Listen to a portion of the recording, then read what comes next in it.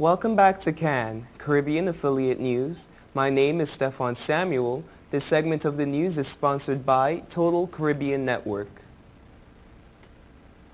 The Central African Republic is on the brink of collapse, and the crisis is threatening to spread beyond its borders, senior UN officials said on Wednesday, as they urged the Security Council to help fund and support the African Union Peacekeeping Office. The landlocked former French colony, one of the poorest places on earth, has been plunged into chaos since the Seleka rebels seized power from President Francois Bozizé 4 months ago, triggering a humanitarian crisis in the heart of Africa. The African Union this month rolled an existing 1,100-strong regional peacekeeping mission known as MICOPAX into a new, larger AU peacekeeping force. The number of troops will be more than tripled to 3,600, and the force has an AU mandate to protect civilians, help stabilize the country, and restore government.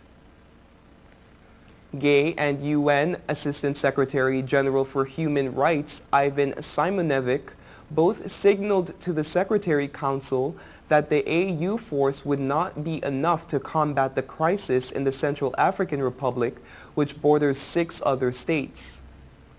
The UN Secretary Council said in a statement after Wednesday's meeting that it was willing to consider all potential options to stabilize the CAR, the Central African Republic. UN Aid Chief Valerie Amos told the Council that Central African Republic was at risk of becoming a failed state. She said every one of the country's 4.6 million people, half of whom are children, had been affected by the crisis. About 1.6 million of them are in dire need of assistance.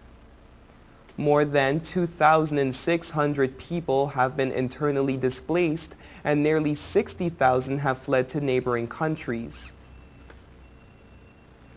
Hundreds of Muslim Brotherhood supporters have reportedly stormed a government building in Cairo hours after the group pledged to bring down Egypt's military coup using peaceful means.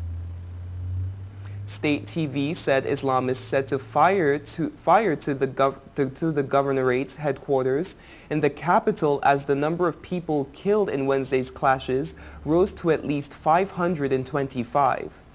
The group, which backs ousted Islamist President Mohamed Morsi, plans to stage a march in Cairo this afternoon to protest the deaths. A month-long state of emergency has been declared in the country following the violence that began when security forces stormed 2 camp setups in support of Mr. Morsi.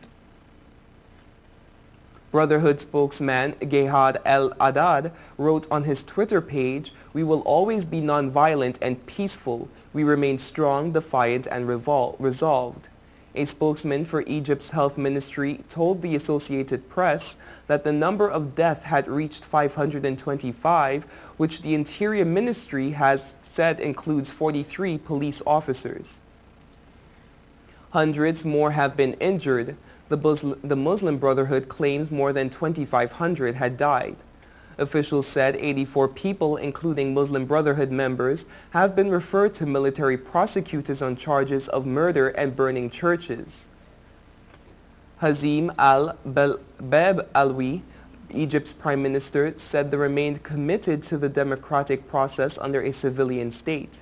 But he justified the use of force, saying that Morsi loyalists has been sowing chaos around the country, terrorizing citizens, attacking public and private property. U.S. Secretary of State John Kerry called the events deplorable. He added that the promise of the 2011 revolution has not been yet fully realized. Egypt's Vice President Mohamed El-Baradei announced his resignation following the violence. The unrest spread beyond the capital as supporters of Mr. Morsi clashed with police in the Nile Delta cities of Minya and Asout as police stations, government buildings, and churches were attacked or set ablaze. In Alexandria, tear gas canisters rained down on the pro-Morsi march in the Shark neighborhood amid repeated bursts of automatic gunfire. Residents armed with clubs came out of their homes and shops to help the police detaining Morsi supporters and handing them over to the officers of the Shark police station. Morsi supporters carrying Egyptian flags and pictures of the deposed leader then clashed with his opponents on a road carpeted with rocks. A group of farmers and businessmen from the western Mexico state of Michoacán demanded Wednesday that the government stop sending thousands of federal police to fight a local drug cartel. While the group denied any links to the Knights Templar cartel, its news conference in Mexico City coincided with a rare public relations push by the gang whose leader raged against federal police in a videotaped statement posted over the weekend on social media sites. The self-defense group says the cartel's gunmen subjected residents to a systematic extortion demands for protection payments. But the Peace with Dignity group said such payments were levied only on a part of the population, such as big avocado plantations, and were helpful in some cases, or at least a necessary evil. The group also cited a list of alleged abuses by federal police who they said were bothering local women and scaring away tourism, one of the main sources of revenue for the hilly, pine-clad state. That coincides with the message from Knights Templar leader Silvano Latuta Gomez, who admitted to being a criminal but said his gang is defending Michoacán against rival drug gangs who he said were worse thieves. Gomez, whose also alleged abuses and corruptions by the thousands of federal officers sent by President Enrique Peña Nieto of Michoacán in May after violence between the cartel and the self-defense groups escalated. On Wednesday, police and soldiers arrested several members of the self-defense force in Anquilla. Authorities have shown tolerance for the forces when they are lightly armed and cooperative, but have arrested dozens of community police for carrying heavier weapons like assault rifles.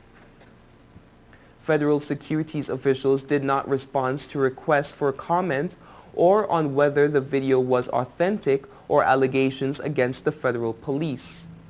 It is rare for leaders of Mexico's drug cartels to speak publicly, but Gomez has posted videos of lengthy speeches at least twice in the past. Some cartels have been known to sponsor front groups or demonstrations against police in Mexico. Misael Gonzalez, a leader of the self-defense force in the Michoacán town of Colcaman, said he didn't know if Peace with Dignity is linked to the Knights Templar, but said that in several towns there have been narco marches organized by the Knights Templar to demand withdrawal of federal police. Gonzalez said that he is happy to have federal officers in his town.